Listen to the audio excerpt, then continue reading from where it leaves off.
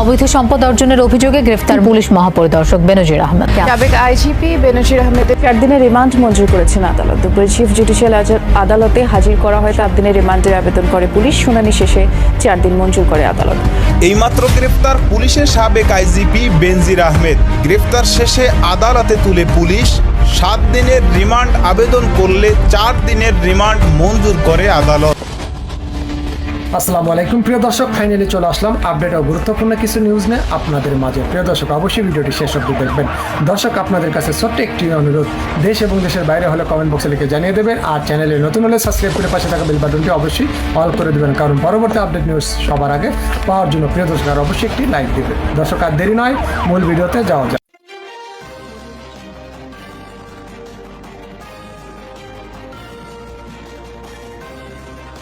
পুলিশের সাবেক মহাপরিদর্শক আইজিপি বেনজির আহমেদের অবৈধ সম্পদ অনুসন্ধানে গোপালগঞ্জের শিগগিরই সরেজমিনে তদন্ত করবে দুর্নীতি দমন কমিশন দুদক। কথিত বেনজির চকের সম্পদের পরিমাণ জানতে এরই মধ্যে জেলার সব রেজিস্ট্রি ও ভূমি অফিসের চিঠিও দিয়েছে দুদক। সংস্থার তদন্ত বিভাগের কমিশনার বলছেন, যথেষ্ট তথ্য প্রমাণ পাওয়া গেলেই নেওয়া হবে আইনি ব্যবস্থা।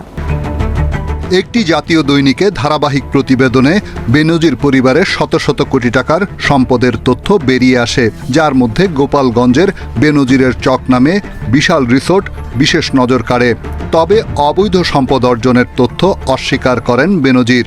অভিযোগ সম্পূর্ণ মিথ্যে। দুর্নীতি বিরোধী আন্তর্জাতিক সংস্থা টিআইবি বলছে, সাবেক আইজিপি বেনজিরের যে সম্পদের পরিমাণ গণমাধ্যমে প্রকাশ হয়েছে তা অস্বাভাবিক। মাধ্যমে সম্পদের মালিকানা অর্জন, ব্যবসা বাণিজ্য করা, এইটা কিন্তু একটা সীমারেখা থাকে, একটা স্বাভাবিকতা থাকে। এই ক্ষেত্রে যেটা হচ্ছে এটা কিন্তু সম্পূর্ণ অস্বাভাবিক। অভিযুক্তের স্থাবর সম্পদ অনুসন্ধানে দুদকের প্রতিনিধিরা শিগগিরই সরেজমিনে তদন্ত করবেন। তবে অনুসন্ধানের স্বার্থে এখনই এই বিষয়ে বিস্তারিত জানাতে রাজি নন তারা। 3 সদস্য বিশিষ্ট কমিটি করে দেওয়া হয়েছে, অনুসন্ধান শুরু হয়েছে। অনুসন্ধানের প্রেক্ষিতে তাকে যেসব তথ্য চাওয়া হচ্ছে, তথ্যগুলো পাওয়া গেলে তারপরে বিশ্লেষণ করে আমাদের রিপোর্ট দেবে। অন্যদিকে বেনজিরের সম্পদের বিষয়ে দুদকের প্রতিবেদন অগ্রগতি জানতে চেয়ে আদালতের বেঁধে দেয়া 2 মাসের মধ্যে 1 মাস পার হয়ে গেছে। ব্যাপারে আমরা সম্পদের হিসাব দিয়ে আমরা ইন্টারভিউ দেই। তো উনার সম্পদের ফিরিস্তি এত বড় যে কোনটা আগে বলবো কোনটা পরে বলবো এটা আমার মাথায় ধরে না। তারপর দেখলাম যে 800 বিঘা 600 বিঘা প্রায় 1400 বিঘা তো আছে গোপালগঞ্জের এদিকেই। তো আমার কাছে মনে হয়েছে যে এইসব অভিযোগ, তো এটা তো আর মনে অস্বীকার উনি করেন নাই যে এই জমিগুলো আছে। তো আমার এলাকায় আমি বলে আসছিলাম যে কিছু লোক আছে অনেক সময় যে জায়গায় যায় কিছু পয়সা করে থাকলে একটা করে বিয়ে করে আসে, আর এই উনারে দেখলাম যে উনি যে জায়গায় গেছে মোটামুটি জমি জমার মালিক হয়ে আসছে। আর একটা বিষয় কি যে একজন আইজিপি মহোদয় উনার যদি এত সম্পদ হয়, পরে বৈধ অবৈধের প্রশ্ন, উনার 34 বছরের লাইফে উনার বেতন সহ হওয়ার কথা 1,74,00,000, প্রায় 1.25 কোটি। কিন্তু 1.25 কোটি তো উনার বেতন টেতন মিলে আর উনার মেয়ে আর বউ মিলে মাশাল্লাহ প্রায় কয়েকশো কোটি। তো এত টাকা যদি উনার থাকে কেউ কোনো কথা বলে না। মানে একটা ইনকোয়ারি যে করবো, আমি কিন্তু বলছি না যে উনি এখনই দুর্নীতিবাজ। আরে ভাই, এত সম্পদের হিসাব আসলে একটা ইনকোয়ারির কথা বলবে না কেউ? আপনি দেখবেন যে 31 তারিখে রিপোর্টটা হওয়ার পর আমি কাউরে কথা বলতে শুনি না। সবাই মনে হয় যে একটা ভয় পায়, ভয় মারা যাবে, নাইলে তারে মামলা দিবে, তারে এই করবে সেই করবে। মানে কি, এটা বঙ্গবন্ধুর বাংলাদেশ, স্বাধীন বাংলাদেশ। এখানে তো বঙ্গবন্ধু কন্যা স্পষ্ট বলছেন যে দুর্নীতি প্রশ্রয় দেওয়া হবে না। তাইলে এরকম একজন আইজিপির এত সম্পদের হিসাব আসছে, কেউ কোনো কথা বলবে না। আর দুদক আল্লাহ মাহবুদ জানে, নিজে স্টার্ট তো নিতেই পারে না, ধাক্কায় স্টার্ট হয় না। দুদক কি এটা? আমি তো অনেকদিন ওয়েট করছি এটা। আমি তখন আমেরিকাতে যখন আমি রিপোর্টটা দেখছি, তো দুদক এটা বলবে না, ইনকোয়ারি করবে না? আরে ভাই, একটা কাজ তো করো, এতগুলা বেতন নিতেছো, খালি এই যে কাজী আর ওই যে সাব রেজিস্ট্রারের মামলা করার জন্য দুদক আসে নাই তো। আর বড় জিনিস দেখলেই দুদক চুপসে যায়। আর আইজিপি মহোদয় এত সম্পদ বানাইলে হয় কি জানেন? কোন জায়গায় অশনি সংকেতটা, কোন জায়গায় অশনি সংকেত হচ্ছে কি, তাহলে যারা পরবর্তী আইজিপি মহোদয় যারা আছেন, পরবর্তীতে যারা আসবেন, তারা হয়তো ভাবতেছেন যে মডেল ক্যারেক্টার আমাদের কে হবে। যারা অসৎ হবেন তারা তো বেনজির সাহেবকে ধরে নেবেন যে উনি হচ্ছেন কি আমাদের আদর্শ। তাই উনি যদি আদর্শ পরেররা ধরে নেয়, তাহলে এরাও 800, 900, 1000 করে বিঘা কিনা লাগবে। তারপর আসতেছেন নিচের যারা আসতেছে, যারা অসৎ, এর মধ্যে অনেক সৎ অফিসার আছেন, তারা কিন্তু অনেক বেশি ফ্রাস্ট্রেটেড হবে যে আমরা সততা করে কিছুই তো করতে পারলাম। লঞ্চে আগুন লাগতেছে, প্রতিদিন রোড অ্যাক্সিডেন্টে 50-60-80 লোক মারা যাচ্ছে না? এইরকম রাস্তাঘাটে রোড অ্যাক্সিডেন্টে মরে আপনাকে এই ঋণ শোধ করতে হবে। এই ঋণ আপনাকে প্রত্যেক দিন বাজারে 2 টাকার জিনিস 20 টাকায় কিনে শোধ করতে হবে, 40 টাকার আলু 60 টাকায় কিনে শোধ করতে হবে, 100 টাকার সয়াবিন তেল 200 টাকায় কিনে শোধ করতে হবে। এটা হচ্ছে আপনাদের শাস্তি। ঋণ আরেকটা কি ক্ষতি করবে দেখেন, বর্তমানে এই মুহূর্তে পাওনা টাকা আছে $5 বিলিয়ন, $5 বিলিয়ন ইমিডিয়েটলি সরকারকে পরিশোধ করতে হবে। সরকার দিতে পারছে না, টাকা নাই। কে কে টাকা পাবে আমাদের কাছে? আমরা যাদের কাছ থেকে তেল কিনেছি, গ্যাস কিনেছি, তারা টাকা পাবে। কুইক রেন্টাল লুটপাটের টাকা পাবে দেশি এবং বিদেশিরা। আদানি টাকা পাবে আমাদের কাছে। আমাদের কাছে টাকা পাবে হচ্ছে যারা টিকিট বিক্রি করে, যে সকল এয়ারলাইন্স, তারা আমাদের কাছে টাকা পাবে। আমাদের কাছে টাকা পাবে হচ্ছে ধরেন আমরা বিভিন্ন পণ্য আমদানি করেছি বিভিন্ন দেশ থেকে, এই দেশের টাকাগুলো আমরা শোধ করতে পারছি না, এই মানুষগুলো টাকা পাবে। এলসির অ্যাগেনস্টে অনেক টাকা বাকি পড়ে আছে। এইরকম বিলিয়নস অফ ডলার পাওনা বাকি পড়ে আছে। সমস্যা কি? আপনি যখন একটা মুদির দোকানে যান এবং মাসের পর মাস বাকি নেন, কিন্তু আপনি টাকা ফেরত দিতে পারেন না, একটা সময় পরে ওই মুদির দোকানদার আপনাকে কিন্তু আর বাকি দেবে না। আপনি যত অভাবেই থাকেন, সে আপনাকে চাল দেবে না, ডাল দেবে না, আলু পেঁয়াজ রসুন এগুলো দিবে না। রাষ্ট্রের ক্ষেত্রে বাস্তবতাটা তাই, যে আপনি যখন কন্টিনিউয়াসলি সারা পৃথিবী থেকে ঋণ নেবেন, ঋণ শোধ করতে পারবেন না অন টাইমে, তাহলে আপনাকে আর তারা ঋণ দেবে না। গতকালকে আপনারা দেখেছেন যে আমেরিকান বাংলাদেশ যে চেম্বার কমার্স ছিল, তারা প্রেস কনফারেন্স করেছে।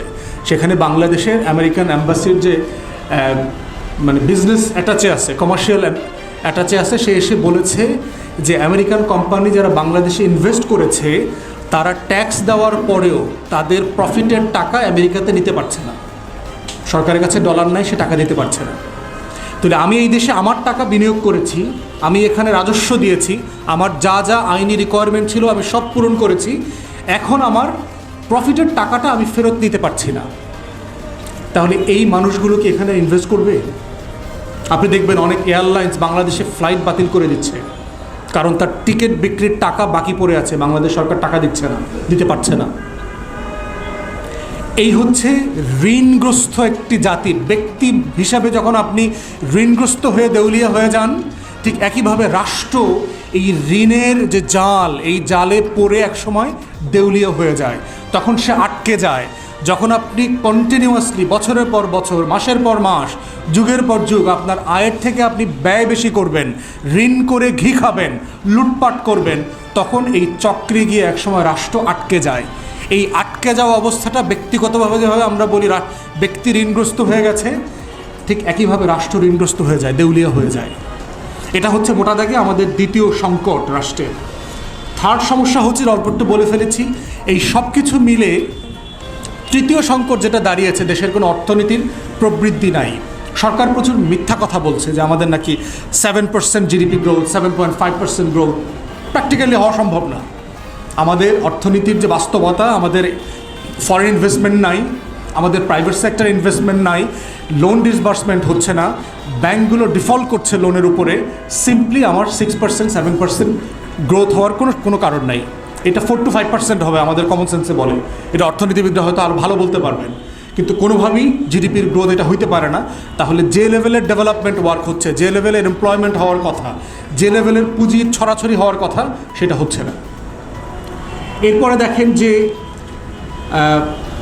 অবস্থা এমন দাঁড়িয়েছে যে চায়নার কাছে সরকার এখন $5 বিলিয়ন ঋণ চেয়েছে। কারণ সে ঋণ যে শোধ করতে হবে, তার এই যে আপনার প্রায় $280 বিলিয়ন যে ঋণের সুদ দিতে হবে, এই ঋণের সুদ দেওয়ার টাকা এখন সরকারের কাছে নাই। তার ইমিডিয়েটলি $5 বিলিয়ন শোধ করতে হবে, এই টাকাটা সে আবার চায়নার কাছে চেয়েছে। তো দেখা হলো যে ঋণ করে ঘি খাইতে খাইতে যেটা হচ্ছে, মানুষের মধ্যেও দেখবেন যে একসময় যখন সে ঋণ শোধ করতে পারে না, মুদির দোকানের ঋণ শোধ করতে পারে না, তখন মানুষের কাছ থেকে ঋণ নেয়। এক মানুষের কাছ থেকে ঋণ এনে আর এক মানুষকে দেয়, যারা দেখবেন এরকম পাওনাদার শ্রেণী আছে। তো এই লোকগুলোর কিন্তু আপনি যেভাবে জনসমাজে বাটপার বলে না, এই রাষ্ট্রের অর্থনৈতিক কাঠামোটা একটা বাটপারি কাঠামোতে পরিণত হয়েছে, যেটা জনগণের জন্য খুবই ক্ষতিকর হয়েছে। তো চায়নার কাছ থেকে, এবং এটা খুব উচ্চ মূল্যে নিতে হবে দিন শেষে। চায়না ইতিমধ্যে আমাদের এখানে প্রচুর পরিমাণে ট্রেড করতেছে, প্রচুর ইনভেস্ট করেছে, এবং সেগুলো খুবই চড়া মূল্যে করেছে, পদ্মা সেতু, মেট্রো রেল থেকে শুরু করে সব জায়গাতে। এখন আবার আপনি সেই ঋণের টাকা শোধ করতে পারছেন না, সুদ দেওয়ার জন্য আবার ঋণ নিতে হচ্ছে। এই হচ্ছে বাংলাদেশের অর্থনীতির অবস্থা। ব্যাংকের অবস্থা দেখেন, আমাদের 54টা ব্যাংকের মধ্যে সরকার, বাংলাদেশ ব্যাংক নিজেই বলেছে 38টা ব্যাংক রেড জোনে আছে, খুব খারাপ অবস্থা আর কি। মানে এর ভিতরে কোনো তারল্য নাই, ঋণ দেওয়ার মতো অবস্থা নাই। আপনার বাংলাদেশ ব্যাংকে যে ন্যূনতম একটা টাকার পরিমাণ জমা রাখতে হয়, ক্যাপিটাল, সেটা জমা রাখতে পারছে না। বাংলাদেশ ব্যাংক তাকে জরিমানা করতেছে, সেই জরিমানার টাকা শোধ করতে পারছে না। পদ্মার মতো আর কি, পদ্মা নদীরভাবে শুকায়া গেছে না, পদ্মা ব্যাংক এরকম শুকায়া গেছে। এই হচ্ছে বাংলাদেশের ব্যাংকিং সেক্টরের অবস্থা। জোর করে মার্জার করছে, এবং দেখেন একটা ব্যাংকের সাথে আরেকটা ব্যাংক মার্জার করে এর ভিতরে একটা লুটপাট আছে। লুটপাটটা কি? সরকার হিসাব করে দেখেছে যে এই যে 5-7টা ব্যাংকে তারা ফোর্স করে জোর করে মার্জার করতেছে আরেকটা ব্যাংকের সাথে, এটাতে ডিফল্ট লোন যেগুলো আছে দুর্বল ব্যাংকের, এখানে 60 থেকে 70 হাজার কোটি টাকা ডিফল্ট হয়ে আছে। তো যে ব্যাংকটা নেবে সে কিন্তু এই খেলাপি ঋণের কি হবে তার একটা সমাধান জেনে সেইটা নিতে চায়। সরকার বলছে যে এই 60 থেকে 70 হাজার কোটি টাকা ঋণ আছে, এরা যেহেতু সব আওয়ামী ঘরানার ব্যবসায়ী, এই ব্যবসায়ীদের টাকাটা বাজেট থেকে আমরা দিয়ে দিব। সরকার এটা প্ল্যান করছে।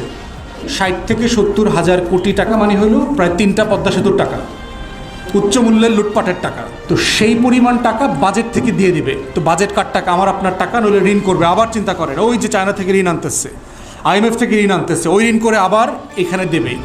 এই সরকারি মাফিয়াদেরকে আবার এনরিচ করবে। এটা হচ্ছে সরকারের প্ল্যান, সেকেন্ড বেইল আউট করা। আর দ্বিতীয়ত হচ্ছে এটার মধ্য দিয়ে ওই যে লুটপাট করা ব্যাংকের ডাইরেক্টরগুলো আছে, এরা একটা সবল ব্যাংক লুটপাট করতে চায়। তারা এখন ব্র্যাক ব্যাংকটা খাইয়ে ফেলতে চায়, কারণ ব্যাংকে ওখানে টাকা আছে। এই যে 8টা ভালো ব্যাংক আছে, এই 8টা ভালো ব্যাংককেও নষ্ট করে টোটাল ব্যাংকিং ইন্ডাস্ট্রিকে আমাদের কলাপস করে দিবে। তখন এই দেশে ব্যাংকের ব্যবসা করবে কারা? 8টা বিদেশি ব্যাংক আছে। দেশের পুরো ব্যাংকিং সেক্টরটা এই বিদেশি ব্যাংকগুলোর হাতে তুলে দিচ্ছে এই সরকার। এর নাম হচ্ছে ব্যাংক মার্জারের গল্প। এটাই হচ্ছে সরকার এখন করতে যাচ্ছে। এবং দেখেন কি করছে, এর আগে যে লোন রিশিডিউল করেছে, করোনার সময় আপনারা দেখেছেন যে ঋণ খেলাপিদেরকে নতুন শর্তে ঋণটাকে পুনর্মূল্যায়ন করে দেয় 2% ডাউন পেমেন্ট দিলে। তো কার জন্য করেছে এটা? কার রিকোয়েস্টে করেছে? ওই একই মাফিয়াদের। এক্সকিউজ দিয়েছে কি? করোনা, ব্যবসা বাণিজ্য ভালো হয়নি। কিন্তু আসলে করোনা আসল কারণ না, এটা হচ্ছে লুটপাট। 2% দিয়ে লোনটাকে রিশিডিউল করে দিয়েছে।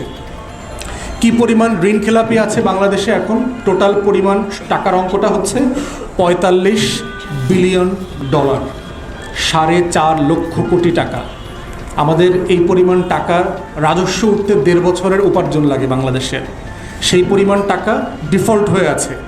ইন্টারেস্টিংলি বিভিন্ন ব্যাংকের সোর্স থেকে আমরা জেনেছি 2013 থেকে 2022 এই 9 বছরে আন্ডার ইনভয়েসিং এবং ওভার ইনভয়েসিংয়ের মাধ্যমে যে রপ্তানির টাকাগুলো বাংলাদেশে আসার কথা কিন্তু আসে নাই, এই টাকার পরিমাণটাও $45 বিলিয়ন।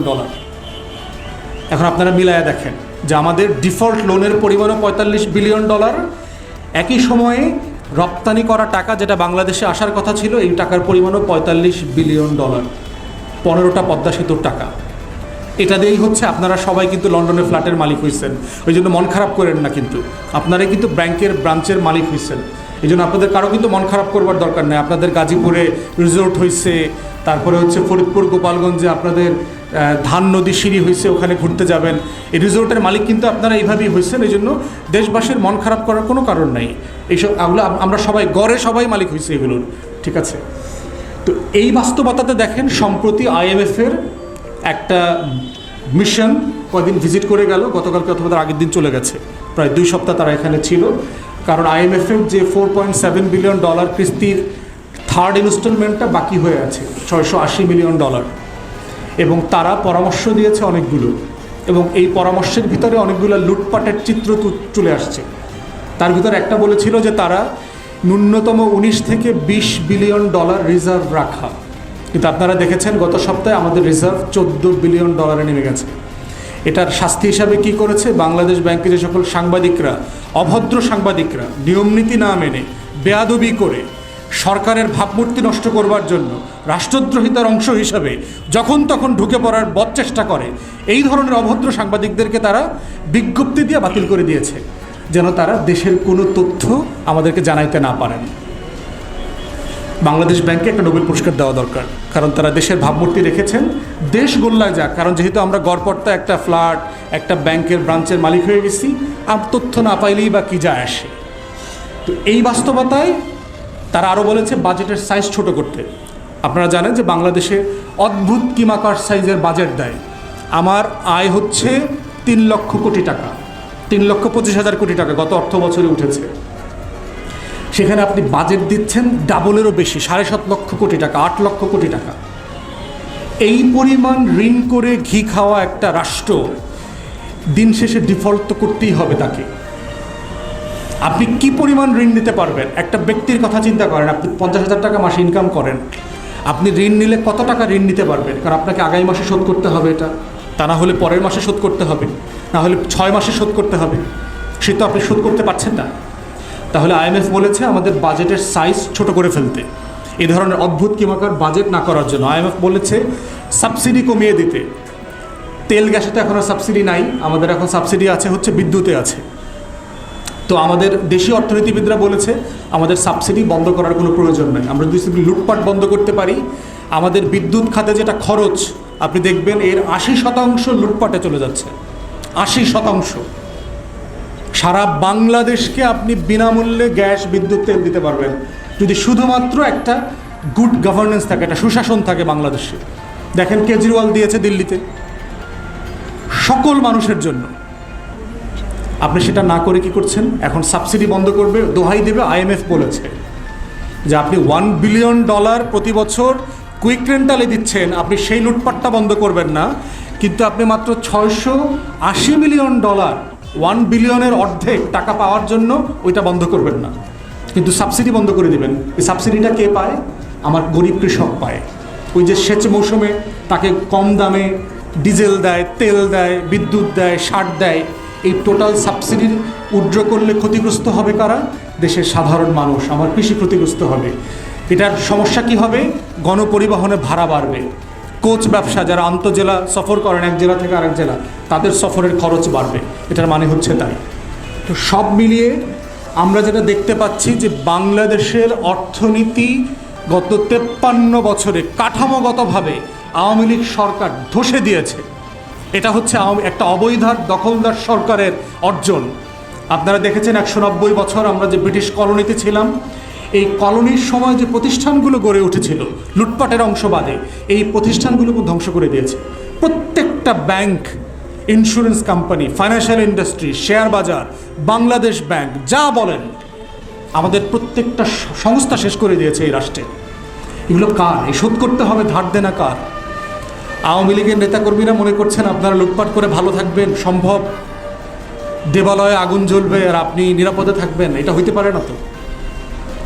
এই জাতিকে এই ঋণের বোঝা সুদে আসলে শোধ করতে হবে, আগামী 3 প্রজন্ম শোধ করতে হবে এই ঋণের টাকা।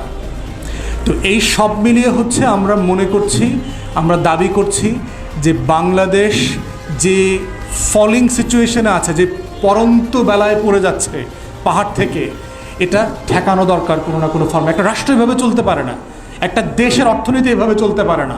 লুটপাট একটা দেশের অর্থনীতির মূল কাঠামো হতে পারে না।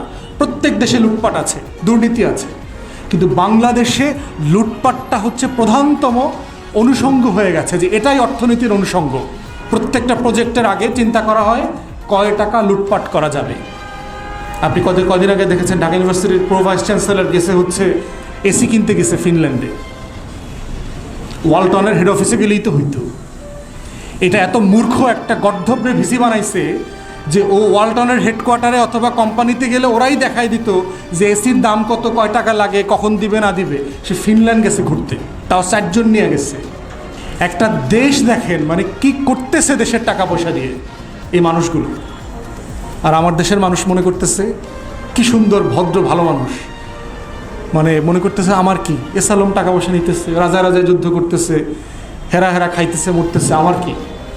আপনার গতর দিয়ে যাবে। ওই যে ভূমধ্যসাগরে মরতেছেন না আপনারা, আপনাদেরকে ভূমধ্যসাগরে ডুবে প্রাণ দিয়ে এই ঋণ শোধ করতে হবে। কৃষক শ্রমিকদেরকে দেখছেন না, ওই যে আগুনে বেলি রোডে, এইখানে সেখানে, হাসিম ফুডে, বঙ্গবাজারে আগুনে পুড়ে এই ঋণ শোধ করতে হবে। লঞ্চে আগুন লাগতেছে, প্রতিদিন রোড অ্যাক্সিডেন্টে 50, 60, 80 লোক মারা যাচ্ছে না? এইরকম রাস্তাঘাটে রোড অ্যাক্সিডেন্টে মরে আপনাকে এই ঋণ শোধ করতে হবে। এই ঋণ আপনাকে প্রত্যেক দিন বাজারে 2 টাকার জিনিস 20 টাকায় কিনে শোধ করতে হবে, 40 টাকার আলু 60 টাকায় কিনে শোধ করতে হবে, 100 টাকার সয়াবিন তেল 200 টাকায় কিনে শোধ করতে হবে। এটা হচ্ছে আপনাদের শাস্তি, যারা আপনারা জেগে উঠছেন না, প্রতিবাদ করছেন না, মনে করছেন এটা এসালম লুটপাট করছে, কে শোধ করবে? এসালম তো এই টাকা শোধ করবে না, দরবেশ তো এই টাকা শোধ করবে না, এই টাকা আমাকে আপনাকে শোধ করতে হবে। তাই আমরা বলছি বারবার যে আমরা একটা অবৈধ সরকারের কাছে কখনোই কোনো দাবি দেই না। আমরা মনে করি না যে একটা লুটপাট মাফিয়াতন্ত্রের যে রাজ্য কায়েম করেছে এই রাজ্যেও তারা কিছু করবে, বরং আমরা বলছি জনগণকে সচেতন করবার জন্য যে আপনার টাকা, আপনার সম্পদ কিভাবে চোখের সামনে লুটপাট হয়ে যাচ্ছে এবং আপনার দেশের মানুষরা করছে, চেতনার নামে করছে, চেতনা ব্যবসায়ীরা করছে, আপনার রঙের মানুষরা করছে, সাদা চামড়ার মানুষরা করছে না, আপনার মানুষরাই করছে। অতএব এটা থেকে আমাদের লড়াই, আন্দোলন ছাড়া পরিত্রাণ পাওয়ার কোনো উপায় নাই।